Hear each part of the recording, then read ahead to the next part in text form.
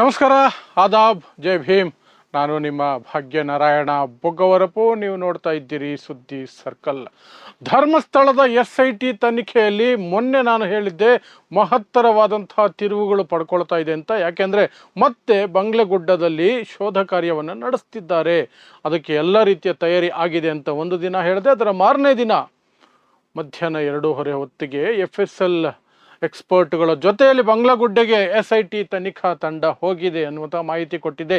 ಈಗ ಅದಕ್ಕೆ ಸಂಬಂಧಪಟ್ಟಂತಹ ಇನ್ನಷ್ಟು ಶಾಕಿಂಗ್ ಮತ್ತು ದೊಡ್ಡ ಬದಲಾವಣೆಯ ಸುದ್ದಿಗಳು ಬರ್ತಾ ಇದ್ದಾವೆ. FSL ವರದಿಯಲ್ಲಿ ಏನಿದೆ ಅನ್ನೋದರ ಅಂಶಗಳು ಒಂದಷ್ಟು ನಮಗೆ ತಿಳಿದು ಬರ್ತಾ ಇದೆ. ಅದನ್ನು ವಿವರಿಸುವಂತಹ ಪ್ರಯತ್ನ ಮಾಡ್ತೀನಿ.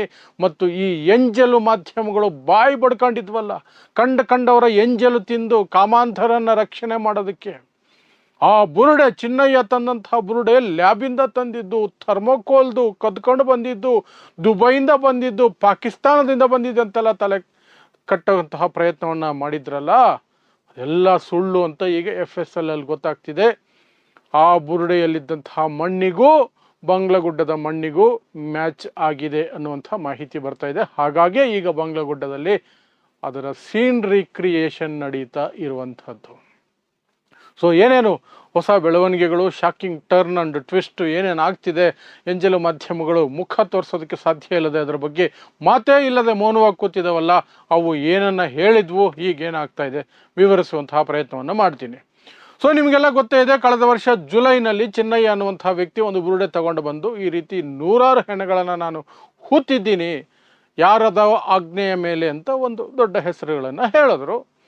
ಆ ನಂತರ SIT ತನಿಖಾ ತಂಡವನ್ನು ರಚನೆ ಮಾಡಲಾಯಿತು. ಏನೇನಾಯಿತು ನಿಮಗೆಲ್ಲ ಗೊತ್ತೇ ಇದೆ. ಆ ನಂತರ ಆ ಬುರುಡೆ ತಂದಂತಹ ವ್ಯಕ್ತಿನೇ, ಚಿನ್ನಯ್ಯನೇ ಉಲ್ಟಾ ಹೊಡೆದಿದ್ದು ಆಯಿತು, ಜೈಲಿಗೆ ಹೋಗಿದ್ದು ಆಯಿತು, ಈಗ ಬೇಲಲ್ಲಿದ್ದಾನೆ, ಎಲ್ಲವೂ ಇದೆ. ಆದರೆ ಕಳೆದ 3-4 ತಿಂಗಳಿಂದ ಸಂಪೂರ್ಣವಾಗಿ ಸ್ತಬ್ಧವಾಗಿತ್ತು. SIT ತನಿಖೆ ಏನಾಗ್ತಿದೆ ಅನ್ನೋದ್ರ ಬಗ್ಗೆ ಯಾರಿಗೂ ಮಾಹಿತಿ ಇರಲಿಲ್ಲ. ಕಳೆದ ಡಿಸೆಂಬರ್ನಲ್ಲಿ ಕೋರ್ಟಿಗೆ ಚಾರ್ಜ್ ಶೀಟನ್ನು ಸಲ್ಲಿಸಲಾಗಿತ್ತು. 3900 ಪುಟಗಳ ಚಾರ್ಜ್ ಶೀಟನ್ನು ಮತ್ತು ಮಧ್ಯಂತರ ವರದಿಯನ್ನು ಸರ್ಕಾರಕ್ಕೆ ಸಲ್ಲಿಸಲಾಗಿತ್ತು. ಸರ್ಕಾರ ಆ ವರದಿಯನ್ನು ಬಹಿರಂಗಗೊಳಿಸಲೇ ಇಲ್ಲ. ಸರ್ಕಾರದ ಉದ್ದೇಶ ಎಂಥದ್ದು ಅನ್ನೋದನ್ನು ಆಮೇಲೆ ಹೇಳ್ತೀನಿ ನಾನು. ಸೊ ಅದರ ನಡುವೆ ಒಂದು 3-4 ತಿಂಗಳು ಕಂಪ್ಲೀಟ್ ಸೈಲೆನ್ಸ್, ಡೆಡ್ ಸೈಲೆನ್ಸ್ ಇತ್ತು. ಆದರೆ ಮೊನ್ನೆ ಇದ್ದಕ್ಕಿದ್ದ ಹಾಗೆ ಮಾಹಿತಿ ಬಂತು, ಬಂಗ್ಲೆಗುಡ್ಡದಲ್ಲಿ ಮತ್ತೆ ಶೋಧ ಕಾರ್ಯ ನಡೆಸ್ತಾರಂತೆ. SIT ತನಿಖಾ ತಂಡ ಎಲ್ಲ ಸಿದ್ಧತೆಗಳನ್ನು ಮಾಡಿಕೊಂಡಿದೆ. ಎನಿ ಡೇ, ಯಾವುದೇ ದಿನ ಬಂಗ್ಲಾಗುಡ್ಡಕ್ಕೆ ಅವರು ಹೋಗಬಹುದು ಅಂತ. ಅದರ ಮಾರನೇ ದಿನವೇ ಅದಾಯಿತು.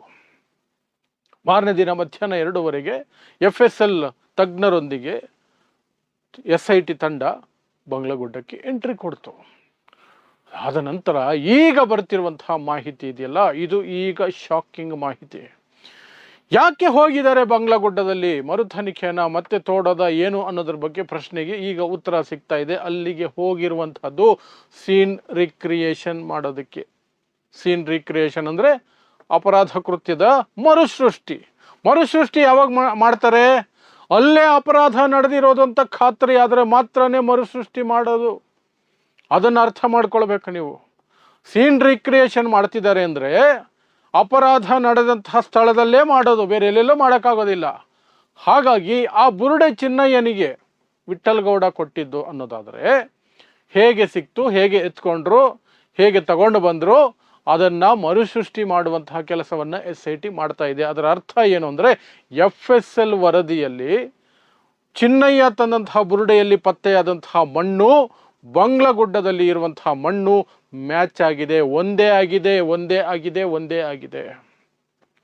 ಇನ್ನು FSL ವರದಿಯ ಕುರಿತಾಗಿ ನಮಗೆ ಇಲ್ಲಿವರೆಗೆ ತಿಳಿದು ಬರ್ತಿರುವಂತಹ ಅಂಶಗಳು ಏನೇನು ಅಂತಂದರೆ, ಅಲ್ಲಿ ಸಿಕ್ಕಿರುವಂತಹ ಬುರುಡೆಗಳಲ್ಲಿ ಸಾಕಷ್ಟು ಬುರುಡೆಗಳು ಅಥವಾ ಮೂಳೆಗಳು, 1000 ಸಂಖ್ಯೆಯಲ್ಲಿ ಮೂಳೆ ಸಿಕ್ಕಿದೆಯಲ್ಲ, ಅವುಗಳಲ್ಲಿ ಎಲ್ಲವೂ ಸಹ ನೈಸರ್ಗಿಕ ಸಾವಿಗೆ ಒಳಗಾದ ಮೂಳೆಗಳಲ್ಲ FSL ಹೇಳ್ತಾ ಇದೆಯಂತೆ. ಕೆಲವು ಅನುಮಾನಾಸ್ಪದ ಸಾವುಗಳಾಗಿರೋ ಸಾಧ್ಯತೆಗಳಿದ್ದಾವೆ. ಅನುಮಾನಾಸ್ಪದ ಅಂದರೆ ಕೊಲೆ, ಹೊಡೆದು ಸಾಯಿಸಿರೋದು, ರೇಪ್ ಮಾಡಿ ಸಾಯಿಸಿರೋದು, ಏನು ಬೇಕಾದ್ರೂ ಆಗಿರಬಹುದು. ಸೊ ಅಂಥದ್ದೊಂದು ಮಾಹಿತಿಯು ಸಹ ಬರ್ತಾ ಇರುವಂಥದ್ದು. ಈಗ ಈ ತನಿಖೆ ನೆಕ್ಸ್ಟ್ ಲೆವೆಲ್ಗೆ ಹೋಗುತ್ತೆ ಅನ್ನೋದಕ್ಕೆ ಸ್ಪಷ್ಟ ಸೂಚನೆಗಳು. ಮತ್ತು ಅಲ್ಲಿ ಏನೇನೋ ಆಗಿದೆ, ಒಂದಷ್ಟು ಕಾನೂನು ಬಾಹಿರ ಚಟುವಟಿಕೆಗಳು ನಡೆದಿದ್ದಾವೆ ಅನ್ನೋದಕ್ಕೆ ಸ್ಪಷ್ಟವಾದಂತಹ ಒಂದು ಸೂಚನೆ ಅದು. ಆ ಸೂಚನೆಯ ಆಧಾರದ ಮೇಲೆ FSL ವರದಿಗಳ ಆಧಾರದ ಮೇಲೆ SIT ತಂಡ ಮುಂದಕ್ಕೆ ಹೇಗೆ ತಗೊಂಡು ಹೋಗುತ್ತೆ ಅನ್ನುವಂಥದ್ದು ಅದು ಬೇರೆ ವಿಚಾರ. ಮೊಹಾಂತಿ ಅವರು ಇಲ್ಲಿಯವರೆಗೆ ಯಾವುದೇ ಕ್ಷಣ ಸಹ ಅವರು ಖುದ್ದಾಗಿ ಕಾಂಪ್ರಮೈಸ್ ಆದಂಗೆ ಕಂಡಿಲ್ಲ. ತನಿಖೆ ಯಾವ ಕಡೆ ಹೋಗ್ತಿದೆ, ಏನಾಗ್ತಿದೆ ಅನ್ನೋ ಅನುಮಾನಗಳು ಸಾಕಷ್ಟು ಬಾರಿ ಬಂದು ಹೋಗಿದ್ದಾವೆ. ಯಾಕೆಂದರೆ ಸರ್ಕಾರದ ನಡೆ, ಸರ್ಕಾರದಲ್ಲಿರುವವರ ಹೇಳಿಕೆಗಳು, ಗೃಹ ಮಂತ್ರಿಗಳ ಹೇಳಿಕೆಗಳು, DCM ಹೇಳಿಕೆಗಳು ನಮಗೆ ಅನುಮಾನಕ್ಕೆ ಎಡೆ ಮಾಡಿಕೊಟ್ಟಿದ್ವು. ಬಟ್ ಮೊಹಾಂತಿಯವರು ಇಲ್ಲಿಯವರೆಗೆ ಅವಕಾಶ ಮಾಡಿಕೊಟ್ಟಿಲ್ಲ SITಯ ಮುಖ್ಯಸ್ಥರು.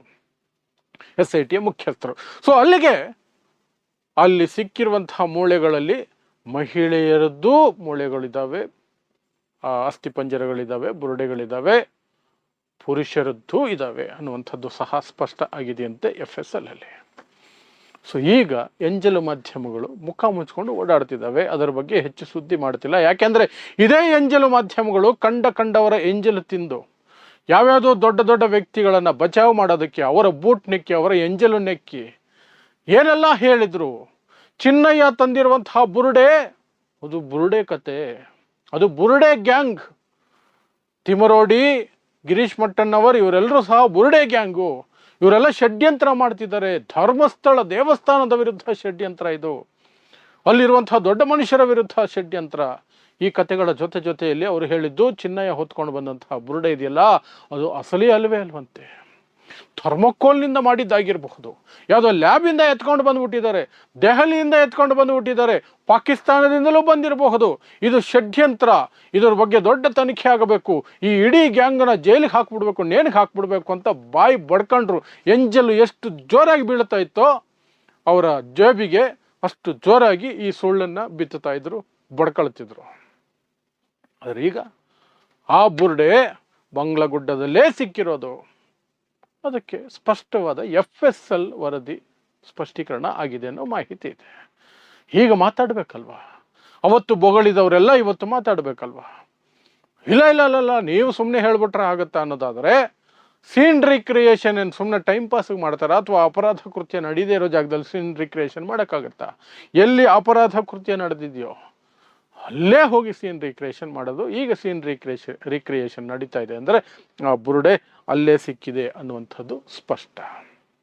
ಇನ್ನು ಈ ಸರ್ಕಾರದ ವಿಚಾರಕ್ಕೆ ಬರೋದಾದರೆ, FSL ವರದಿ ಏನಾದರೂ ಬಂದಿರಲಿ, ಈಗ ತನಿಖೆ ಯಾವ ಮಣ್ಣಿಟ್ಟಿಗೆ ಹೋಗಲಿ, ಯಾವ ಕಡೆ ಹೋಗಲಿ, ಆದರೆ ಈ ಸರ್ಕಾರವನ್ನು ಮಾತ್ರ ನಾವು ಅನುಮಾನದಿಂದ ನೋಡ್ತೀವಿ.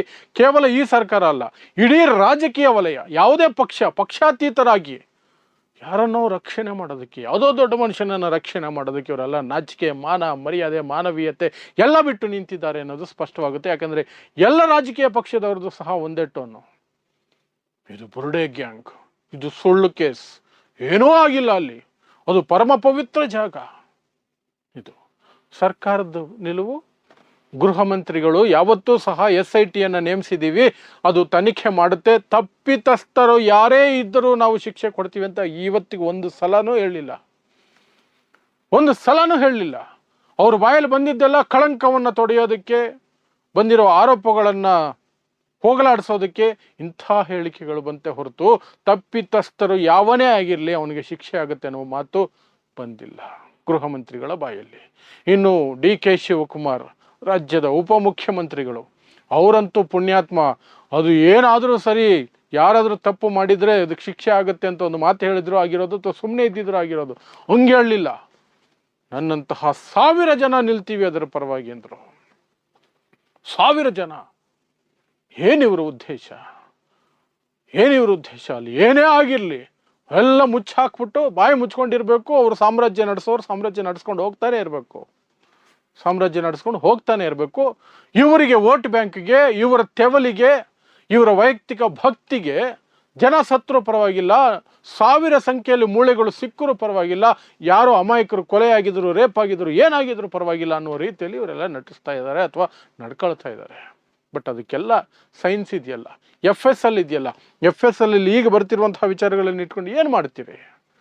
ಮುಂದಕ್ಕೆ ತೆಗೆದುಕೊಂಡು ಹೋಗಲೇಬೇಕಾಗತ್ತೆ. FSL ವರದಿಗಳನ್ನೇನಾದರೂ ತಿದ್ದುವಂತಹ ಅಥವಾ ಇನ್ನೇನು ಮಾಡೋ ಪ್ರಯತ್ನ ಮಾಡಿದ್ರೆ ಅದು ಬೇರೆ ತಿರುವು ಪಡ್ಕೊಂಡು ಇನ್ನೂ ದೊಡ್ಡ ಮಟ್ಟದಲ್ಲಿ ಅವರಿಗೆ ಬಲೆ ಆಗುತ್ತೆ, ಅದು ಉರುಳಾಗತ್ತೆ. ಆ ಧೈರ್ಯ ಮಾಡಲಾರರು ಅಂತ ನಾವು ಅನ್ಕೊಂಡಿದ್ದೀವಿ. ಮಾಡಲಾರರು ಅಂತ ಅನ್ಕೊಂಡಿದ್ದೀವಿ ಮತ್ತು ತನಿಖೆ ಸಹ ಮುಂದಕ್ಕೆ ಸರಿಯಾದ ದಾರಿಯಲ್ಲಿ ಹೋಗುತ್ತೆ ಅಂತ ಅನ್ಕೊಂಡಿದ್ದೀವಿ. ಸೊ ಇದಿಷ್ಟು ಈಗ ಹೊಸದಾಗಿ ಆಗಿರುವಂತಹ ದೊಡ್ಡ ಬೆಳವಣಿಗೆ, ದೊಡ್ಡ ಟ್ವಿಸ್ಟು, ದೊಡ್ಡ ಆಘಾತ ಎಂಜಲು ಮಾಧ್ಯಮಗಳಿಗೆ. ಯಾಕಂದರೆ ಅವರು ಹೇಳಿದ ಪ್ರತಿಯೊಂದು ಸುಳ್ಳು ಸಹ ಇವತ್ತು ಬ್ಲಾಸ್ಟ್ ಆಗಿ ಹೋಗ್ತಾ ಇದೆ, ಅನಾವರಣ ಆಗ್ತಾ ಇದೆ. ಮತ್ತು ಬಂಗ್ಲೆಗುಡ್ಡೆಯಲ್ಲಿ ಮತ್ತೆ ಒಂದಷ್ಟು ಶೋಧ ಕಾರ್ಯನೂ ನಡೆಯುತ್ತೆ ಅನ್ನುವ ಸೂಚನೆಗಳು ಸಿಗ್ತಾ ಇದೆ. ಅಲ್ಲಿ ಸಿಕ್ಕಿರುವಂತಹ ಮೂಳೆಗಳು, ಬುರುಡೆಗಳು, ಅಸ್ಥಿಪಂಜರಗಳು ನೈಸರ್ಗಿಕ ಸಾವಿಂದನೇ ಆಗಿದೆ ಅಂತ ಹೇಳೋದಕ್ಕೆ ಸಾಧ್ಯ ಇಲ್ಲ. ಕೆಲವು ಬೇರೆ ಕಾರಣಗಳಿಗಾಗಿರೋ ಸಾಧ್ಯತೆ ಇದೆ ಎನ್ನುವ ಸೂಚನೆಗಳನ್ನು FSL ಕೊಟ್ಟಿದೆಯಂತೆ. ಪ್ಲಸ್ ಚಿನ್ನಯ್ಯ ತಗೊಂಡು ಬಂದಿರುವಂತಹ ಬುರುಡೆ, ಅದರಲ್ಲಿ ಸಿಕ್ಕಿರುವಂತಹ ಮಣ್ಣಿನ ಅಂಶ ಬಂಗ್ಲೆಗುಡ್ಡೆಯ ಮಣ್ಣಿಗೆ ಮ್ಯಾಚ್ ಆಗ್ತಾ ಇದೆ ಅಷ್ಟೇ. ಇದಿಷ್ಟು ಈಗ ಹೊಸದಾಗಿ ಬಂದಿರುವಂತಹ ಮಾಹಿತಿ. ಇದರ ಬಗ್ಗೆ ಏನೇ ಡೆವಲಪ್ಮೆಂಟ್ಸ್ ಆದರೂ ಸಹ ಯಾವುದೇ ಪಕ್ಷಪಾತ ಇಲ್ಲದೆ ನಿರ್ಭೀತಿಯಿಂದ ನಿಮ್ಮ ಮುಂದೆ ಇಡುವಂಥ ಕೆಲಸವನ್ನು ಈ ಹಿಂದೆ ಹೇಗೆ ಮಾಡಿದ್ವೋ ಅದೇ ರೀತಿ ನಮ್ಮ ಚಾನಲ್ ಮೂಲಕ ಮಾಡ್ತಾನೆ ಇರ್ತೀವಿ ಅಷ್ಟೇ. ಸೊ ಇಂತಹದ್ದೇ ವಿಶೇಷ ಸುದ್ದಿಗಳಿಗಾಗಿ ನೋಡ್ತಾ ಇರಿ ಸುದ್ದಿ ಸರ್ಕಲ್. ನಾನು ನಿಮ್ಮ ಭಾಗ್ಯನಾರಾಯಣ ಬೊಗವರಪು.